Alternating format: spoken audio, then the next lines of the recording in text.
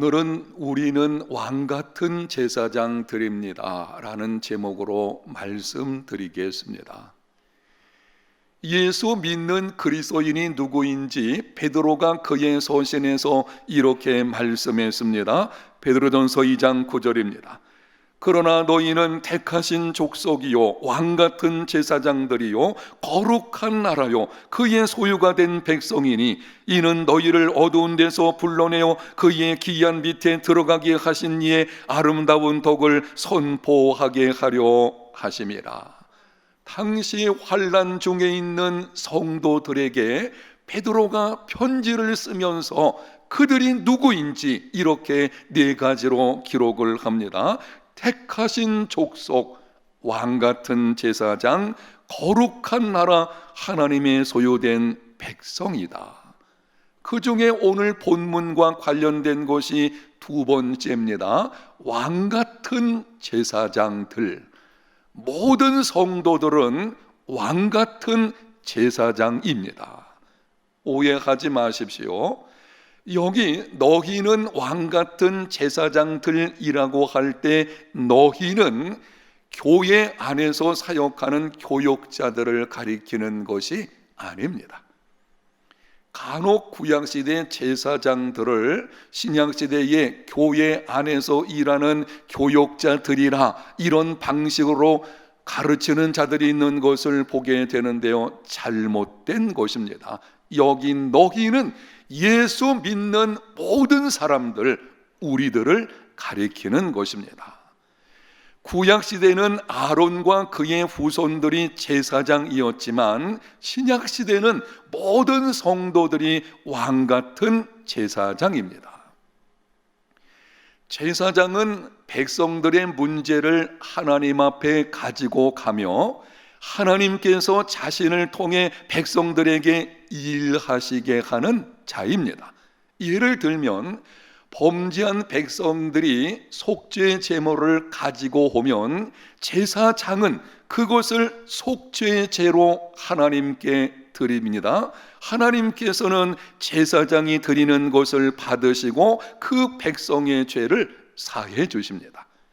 레위기 5장 10절 하반절입니다. 제사장이 그의 잘못을 위하여 속죄한즉 그가 사함을 받으리라. 제사장에게 죄를 사하는 권세가 있기 때문이 아닙니다. 하나님께서 제사장을 통해 드리는 제물을 받으시고 죄를 속하여 주시는 것입니다. 제사장은 하나님과 백성들 사이에서 하나님께서 자신을 통해 백성들에게 일하시게 하는 자입니다. 그런데 왕같은 제사장이라고 말씀을 합니다. 왕은 다스리는 자입니다. 영토를 다스린다는 뜻이 본문의 의미가 아닙니다.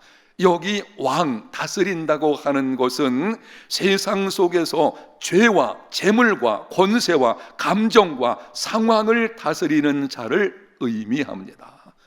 여러분, 그러므로 왕같은 제사장이란 어떤 상황에서도 굴하지 않고 오히려 하나님께서 자신을 통해 일하시도록 자신을 내어주는 사람입니다.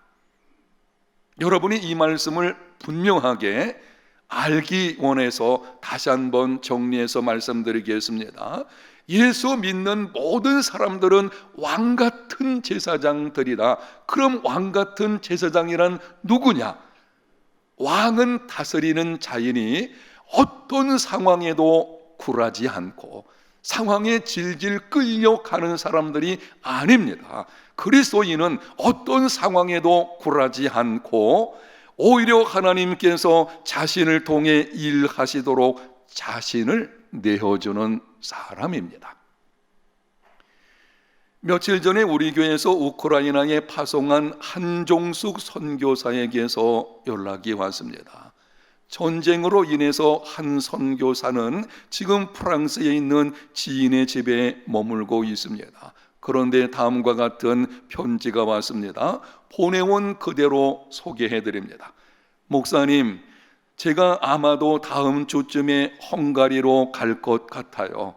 처음 이곳으로 올 때는 전쟁이 쉽게 끝날 것으로 예상되었지만 지금은 너무 참혹한 상황이 되어서 피난민들을 도울 필요가 절실해졌습니다.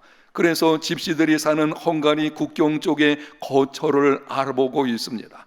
헝가리로 피신을 나온 집시 사역자들과 함께 피난 온 사람들, 그리고 우크라이나 본토에 있는 사람들을 도우려고 합니다. 적당한 거처와 돕는 사람들이 생기도록 기도해 주세요. 지금 전쟁으로 인해서 피난을 온 상황입니다. 그런데 안전한 곳에 계속 머물러 있지 않고 고통 중에 있는 피난민들을 돕기 위해서 가겠다는 것입니다. 상황에 굴하지 않고 하나님께서 자신을 통해 고통 가운데 있는 사람들에게 일하시도록 자신을 내어드리겠다는 것입니다. 이것이 왕같은 제사장의 모습입니다. 신약성경 고린도후서 8장을 보면 마게도냐 교회 성도들의 모습을 이렇게 기록을 합니다. 형제들아, 하나님께서 마게도냐 교회들에게 주신 은혜를 우리가 너희에게 알리노니 환난의 많은 시련 가운데서 그들의 넘치는 기쁨과 극심한 가난이 그들의 풍성한 연보를 넘치도록 하게 하였느니라. 마게도니아 지방 교회들의 성도들은 예수님을 믿는 믿음 때문에 많은 환난과 핍박을 받게 되었고, 그래서 극심한 가난 가운데 있었습니다. 그럼에도 그 상황 속에 굴하지 아니하고 예루살렘 교회 성도들이 심각한 기근 가운데 있다는 소식을 들었을 때에 기쁨으로, 넘치는 기쁨을 가지고 풍성한 구제 헌금을 드렸습니다. 그런데 이 일을 사도 바울이 이렇게 기록합니다. 형제들아, 하나님께서 마게도냐 교회들에게 주신 은혜를 하나님의 은혜라는 것입니다. 마게도냐 교회 성도들은 자신들을 통해서 하나님께서 일하시도록 자신들의 것을 내어드렸을 뿐이라는 것입니다. 이 일을 하시는 분은 하나님이십니다. 왕같은 제사장들은 당면한 나의 상황에 굴하지 아니하고 그 가운데서도 하나님께서 나를 통해서 고통 가운데 있는 사람들에게 일하시도록 자신과 자신의 것들을 내어주는 자입니다. 사랑하는 성도 여러분, 예수님을 믿는 우리는 왕같은 제사장들입니다. 왕의 직분을 가진 자임을 알고 세와 세상과 재물과 권세와 상황을 다스리는 삶이 되십시오. 지금 여러분이 어떤 형편 가운데 있든지 그 상황이 여러분을 끌고 가게 하지 마십시오. 어떤 상황에도 굴하지 마십시오. 왜 그렇습니까? 우리는 하나님께로부터 왕의 직분을, 다스리는 직분을 가지고 있는 사람들입니다. 그리고 제사장의 직분을 가진 자로서 하나님께서 나를 통해서 일하시도록 자신을 내어드리는 삶이 되시기를 바랍니다. 어떻게 하면은 이런 삶을 살아낼 수가 있겠습니까? 타락한 세상 속에서 연약한 우리들, 때로는 비틀거리며 살아가는 우리들인데 어떻게 이러한 삶을 살아낼 수가 있겠습니까? 오늘 본문 레위기 8장에 기록된 제사장 위임식에서, 레위기 8장은 제사장을 위임해서 세우는 예식에 관한 내용이 기록이 되어 있습니다. 바로 그 내용 속에서 왕같은 제사장의 사명을 감당하려면 반드시 기억하고 실천해야 하는 신앙 원리를 한 가지만 말씀드리겠습니다. 거룩 범사의 성령을 따라 행하라. 거룩 범사의 성령을 따라서 행할 때에 이루어진다는 것을 기억하라는 것입니다. 레위기 8장에 기록된 제사장 위임식의 내용을 보게 되면은 여러 절차들이 기록되어 있는데요, 적어도 7가지의 절차들을 말씀드릴 수가 있습니다. 그런데 그 내용을 들여다보게 되면 모두가 성별, 거룩과 관련이 되어져 있습니다. 제일 먼저는 아론과 그의 아들들을 데려다가 물로 씻으라고 했습니다. 두 번째는 거룩한 옷을 입히라고 했습니다. 세 번째는 관유를 가져다가 성막과 그 안에 있는 모든 것에 바르고 뿌려서 거룩하게 하라고 했습니다. 네 번째는 하나님께 속죄제, 번제, 소제, 화목제를 드리라고 했습니다. 다섯 번째는 피를 가져다가 아론과 그의 아들들의 오른쪽 귓뿌리와 오른쪽 엄지손가락과 오른쪽 엄지발가락에 바른다고 했습니다. 여섯 번째는 관유와 제단 위에 피를 가져다가 아론과 그의 아들들에게 뿌려서 거룩하게 하라고 했습니다. 일곱 번째는 이레 동안 회막을 떠나지 말고 통일 절차를 반복하라고 말씀을 하셨습니다. 하나님께서 제사장을 위임해서 세우실 때에 그 절차들을 들여다보게 되면 한두 가지가 아니고 지금 7가지만 말씀을 드렸을 뿐이지 더 세세하게 말씀을 드리면 훨씬 많은 내용입니다. 그런데 그 모든 것이 성별, 거룩과 관련된 것입니다. 아니, 한두 번 절차를 통해서 거룩하게 세우시면 될 것을 왜 이렇게 7번 이상에 걸쳐서, 그것도 7일 동안을 하라 그래서요. 왜 그렇게 하시는 것입니까? 하나님은 거룩하신 분이시며 하나님은 거룩한 자와 함께 하시고 거룩한 자를 통해서 일하시기 때문입니다. 앞에 말씀드렸던 것을 기억해 보십시오. 제사장은 하나님께서 나를 통해서 다른 사람에게 일하실 수 있도록 자신을 내어드리는 자라 그래서요. 그런데 하나님은 거룩한 사람을 통해서 일을 행하십니다. 그런데 내용을 더 깊이 보게 되면 거룩은 피, 그리고 관유로 말미암아서 되어진다는 것을 알 수가 있습니다. 여러분이 나중에 집에 가셔서 레위기 8장을 한번 주목해서 읽어보십시오. 피를 바르고 피를 뿌리고 기름을 바르고 그래서 거룩하게 하라 라고 하는 말씀이 반복되고 있는 것을 보게 됩니다. 이것이 오늘날 우리에게 어떤 의미가 있는지 30절을 예를 들어서 말씀을 드리겠습니다.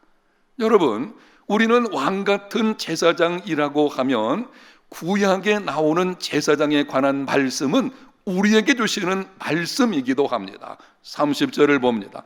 모세가 관유와 제단 위에 피를 가져다가 아론과 그의 옷과 그의 아들들과 그의 아들들의 옷에 뿌려서 아론과 그의 옷과 그의 아들들과 그의 아들들의 옷을 거룩하게 하고, 여기 제단 위에 피 그리고 관유를 가져다가, 이거는 섞어 있는 것입니다. 피와 관유, 기름을 말하는데요, 피와 기름 섞은 것을 가져다가 뿌려서 거룩하게 하라. 여기 제단 위에 피는 예수 그리스도의 보혈을 상징합니다. 그리고 관유는 성령을 상징합니다. 성경에 기록되어진 모든 기름이 다 성령을 상징하는 것은 아닙니다. 오늘 본문에 내장에 덮인 기름을 불로 태워드리라 할 때 그 기름은 실제 짐승의 내장에 붙어있는 기름을 가리키는 것입니다. 선한 사마리아인의 비유에서 강도 만난 자에게 기름을 발랐다, 그것도 실제 기름을 의미하는 것입니다. 그런데 오늘 본문의 관유, 이 기름은 성령을 상징하는 것입니다. 그러므로 모세가 관유와 제단 위에 피를 가져다가 아론과 그의 옷에, 그리고 아론의 아들들과 그들의 옷에 뿌려서 거룩하게 한 것은 장차 오실 메시아 예수 그리스도의 십자가 보혈을 통해서 이 땅에 오실 성령으로 말미암아 거룩하게 된다는 것을 예표하는 것입니다. 거룩은 성령으로 말미암아 이루어지게 됩니다. 데살로니가후서 2장 13절 하반절, 하나님이 처음부터 너희를 택하사 성령의 거룩하게 하심과 진리를 믿음으로 구원을 받게 하심이니, 따라합니다. 성령의 거룩하게 하심과, 확인하면서 질문하겠습니다. 우리를 거룩하게 하시는 분이 누구이십니까? 성령이십니다. 내가 스스로 노력해서 하나님의 법을 잘 지켜서 거룩한 사람이 되는 것이 아닙니다. 성령으로 말미암아 우리는 거룩한 사람으로 변화가 이루어지게 되는 것입니다. 그리스도인에게 거룩과 관련해서 세 가지 차원이 있는데요, 과거, 현재, 미래의 차원이 있습니다. 첫 번째, 과거적 차원은 우리는 이미 거룩하게 되었다. 예수님을 구세주와 주님으로 영접한 순간 우리는 하나님 나라로 구별된 자이기 때문에 이미 거룩한 사람이 되었습니다. 두 번째, 현재적 차원, 우리는 거룩하게 되어가고 있다. 이 땅에 살아가는 동안 성령이 우리를 예수님의 형상으로 변화되게 하십니다. 예수님을 믿음으로 하나님 나라에 속한 자로 구별된 거룩한 사람이라는 신분을 가지고 있지만, 이 땅을 살아가는 동안에는 여전히 타락한 본성으로 흔들리는 것이 우리들의 모습이거든요. 그래서 사는 동안 우리는 끊임없이 거룩한 사람으로 변화되어야 합니다. 성령께서 우리를 거룩한 사람으로 변화되게 하시는 것, 이걸 우리가 성화라고 부르는 것입니다. 세 번째, 미래적 차원, 우리는 완전한 거룩을 입게 된다. 예수님께서 다시 오시는 그날에는 점도 없고 흠도 없는 완전한 거룩을 우리가 입게 될 것입니다. 세 가지 차원에서 우리의 관심은 현재적인 차원입니다. 과거적 차원은 이미 이루어진 일이고요, 미래적 차원은 우리에게 속한 것이 아닙니다. 오늘 우리의 관심은 현재적으로 이 땅을 우리가 지금 살아가는 동안 왕같은 제사장으로서의 삶을 능히 살아내려면 거룩한 삶으로 변화가 되어 가야 되는데, 어떻게 하면은 거룩한 사람으로 끊임없이 우리가 변화될 수가 있겠습니까? 사도 바울이 갈라디아 교회에 보내는 서신에서 이렇게 말씀합니다. 내가 이르노니 너희는 성령을 따라 행하라. 그리하면 육체의 욕심을 이루지 아니하리라. 육체의 소욕은 성령을 거스르고 성령은 육체를 거스르나니 이 둘이 서로 대적함으로 너희가 원하는 것을 하지 못하게 하려 함이니라. 예수 믿는 우리 속에는 두 가지 소욕이 있습니다.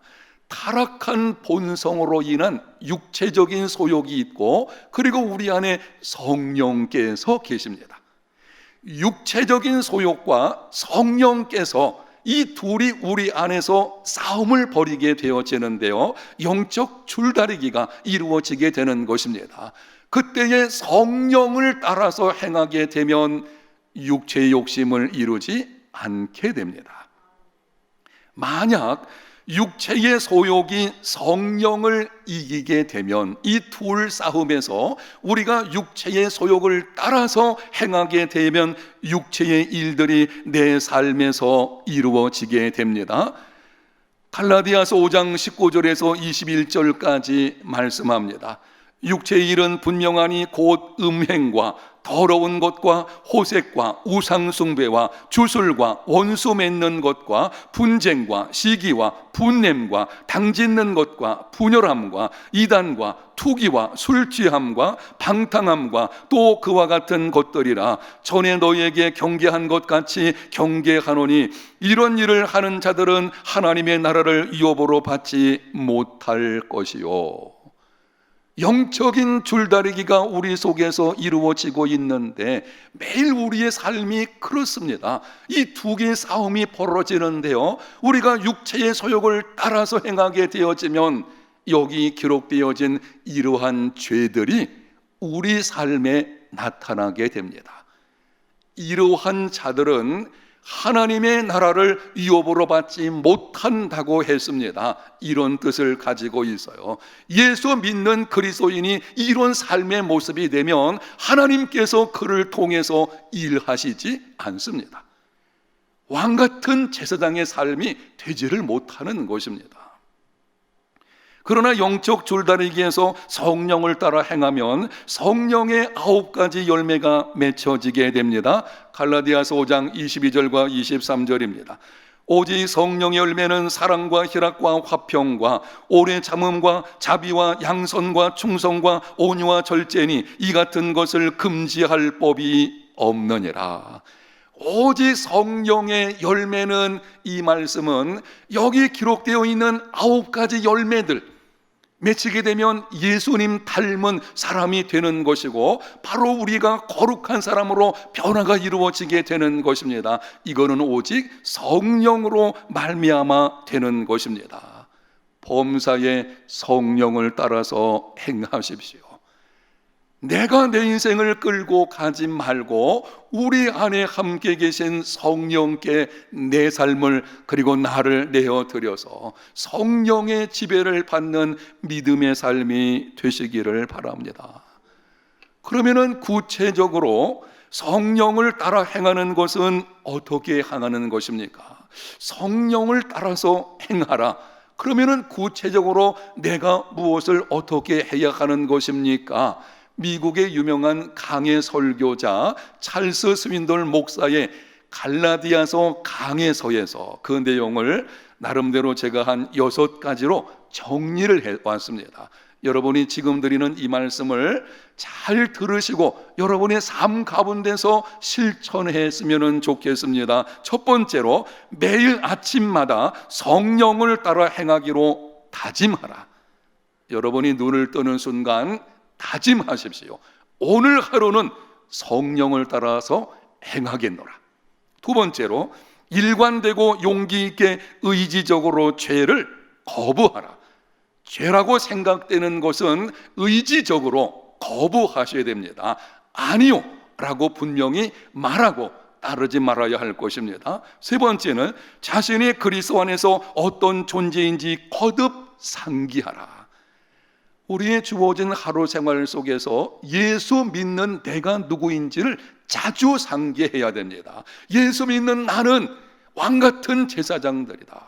네 번째는, 어떤 대가를 치르더라도 하나님의 뜻과 부르심에 힘써 따르라. 하나님의 뜻을 따라 살려면 대가를 치러야 합니다. 경건하게 살고자 하는 자는 핍박을 받게 될 것입니다. 그럴지라도 하나님의 뜻을 따라서 사는 삶이 되어야 합니다. 다섯 번째는, 자신의 연약함에 연연하지 말고 성령 하나님의 능력에 의지하라. 나는 연약해서 할 수 없어요. 나는 부족하고 나는 못나고 안 해요. 그리스도인은 하나님의 자녀들이거든요. 그러니까 내가 연약함이 있는 것은 사실이지만 거기에 매여 있지 말고, 그럼에도 불구하고 내게 능력 주시는 자 안에서 나는 모든 것을 할 수 있다는 그 믿음을 가지고 성령의 능력을 의지해야 합니다. 여섯 번째는, 실패하고 낙심이 찾아오더라도 다시 일어나 재헌신하라. 우리가 다짐을 하고 결심하고 나가도 우리가 흔들리는 경우들이 자주 있게 되죠. 그럴 때 낙심 가운데 있지 말고 다시 일어나서, 예수 믿는 사람들은요 7번 넘어질지라도 8번 일어나는 사람들이거든요. 바로 그 사람이 왕같은 제사장이에요. 예수 믿는 우리들인 것입니다. 그래서 우리는 넘어진 자리에서도 다시 일어나서 재헌신해야 합니다. 사랑하는 성도 여러분, 하나님은 거룩한 자와 함께 하시고 거룩한 자를 통해서 일을 행하십니다. 범사에 성령을 따라 행하십시오. 그러므로 인해서 거룩함을 이루어 왕같은 제사장의 삶을 능히 살아내는 저와 여러분, 우리 모든 성도들이 다 되시기를 예수님 이름으로 축복합니다.